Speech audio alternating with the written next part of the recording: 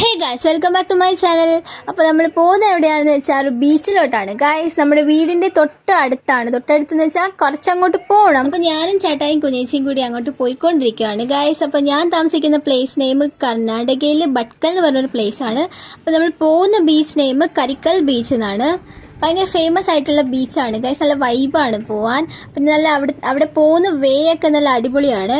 വീടിൻ്റെ അടുത്തായിട്ട് കുറേ ബീച്ച് ഉണ്ട് guys. Jali beach, Karikal beach, Bandar beach ഒക്കെ പറഞ്ഞ് കുറേ ബീച്ച് ഉണ്ട്. അവിടെ ഈവനിങ് ടൈമിലൊക്കെ പോകാൻ നല്ല അടിപൊളിയായിരിക്കും. നിറച്ചും ആൾക്കാരായിരിക്കും ഗൈസ്.